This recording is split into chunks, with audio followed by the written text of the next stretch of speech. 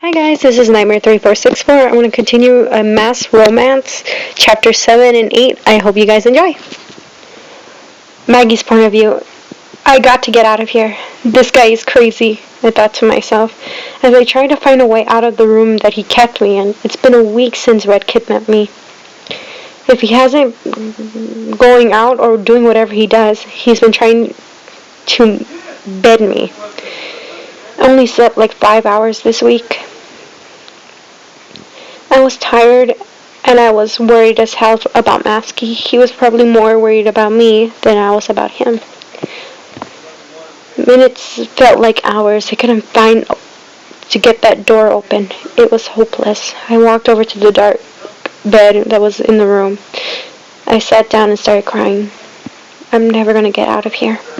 I'm never going to see Masky again. I heard the door unlock to see Reg enter the room. Once he closed it, he locked it behind him, like he always did. He looked at me with a smug look on his face. You look tired, Maggie. What's wrong? Didn't get enough sleep? He said as he walked towards me. I didn't answer. You know, I could help you with that, he said sitting next to me, putting his hand on my thigh. I pushed him off, but only he grabbed my wrist and put me on the bed. My heart was racing a mile per minute. I was trying to fight back, but he was way stronger than me. There's no point of fighting, Maggie. You know who's the dominant one here. Be a good girl and just take what's coming to you, or do I have to get the rope? Tears started streaming down my eyes as he kissed them away. Don't worry. In the end, you'll be begging me for more, he said as he began trailing kisses down my neck. That's it. I need him in the gut as hard as I can, he yelled as I pushed him off and ran over to the wall further away from the bed. Feisty one, he said, curling his stomach, but soon got up like nothing happened. You know that only turns me on, he said. Then you will love this, said a voice. Suddenly something black wrapped around his neck, lifting him in the air. I looked over to see it, but it was actually 8-foot tall man wearing a suit. He had no face. You know, Red, if you want to kill my Poxy, you have to wait until he's out of the woods, he said. I felt something wrapped around my arms. Next thing I knew, I was in a room with dark gray walls. Great! Where am I now? I asked. Maggie? I heard a familiar voice. I turned around to see Masky sitting on a bed with bandages on his head. He jumped off and hugged me tightly. Oh, thank God you're okay. I was so worried about you, he said. Are you all right? I asked. He looked at me, then nodded. Then he asked, Are you all right? I nodded. Are you sure? I nodded again. He kissed my cheek. There's something I gotta tell you. He told me about his work. He works for Slenderman and helped him kill people. I was shocked at first, but soon understand if he had to do it. I smiled and laid my head on his shoulders. Chapter 8, Masky's point of view. I woke up only to find myself holding Maggie in my arms. I smiled and kissed her cheek. Only to imagine how scared she was and what would Red have might try to do to her. I hope Slenderman hasn't killed him. I want to give that guy a piece of my mind until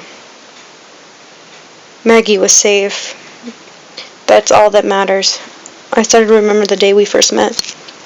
Just another regular day with nothing to do until nightfall.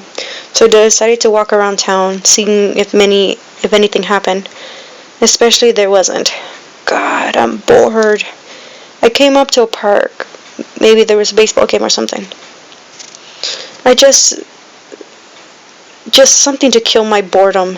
I started walking towards it, and then I noticed a girl sitting on a bench. She had long black hair and green eyes. She was cute. I walked over and tried to talk to her. Hi, I said. She looked up to me and smiled. Hi. Mind if I sit here? I asked. Sure, go ahead. I sat down in the spot next to her. I'm Masky, by the way. Masky? I never heard a name like that before. Is it sort of like a nickname or something? Just Masky. Alright, Masky. I'm Maggie. Nice to meet you. Well, it's nice to meet you too, Maggie. After that, we started to become good friends. I actually started hoping that we may be more than just friends. Until he showed up. Hey, Masky, Maggie said as she ran up to me, giving me her friendship hug. Hey, Maggie, you seem pretty cheerful. What's the occasion? There's something that really awesome, I guess. What?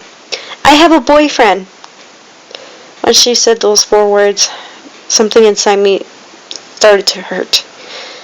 But I did my best not to try to pretend I was happy. Wow, that's great, Maggie.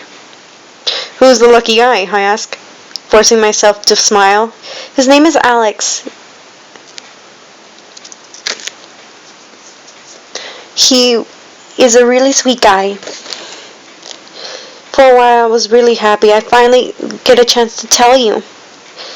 I'd rather you didn't, or maybe he yet dumped him. Well, I gotta go. I don't want to be late for my date. See you, Masky. She waved goodbye and she ran off. When she did, when she was gone, fuck my life. End of flashback. I kissed her cheek. Again, she shifted a little in her sleep. I was pretty hurt when she chose the other guy over me. I got really pissed when she told me that he cheated on her. But I was also happy that he did.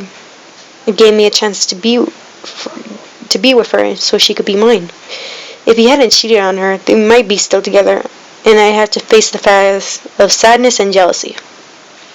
Maggie rolled over to where she was facing me, and her eyes fluttered open. She smiled and kissed me. After a while, she pulled away. How's your head? She asked. It's been better. I got up and sat in a sitting position while she came with me.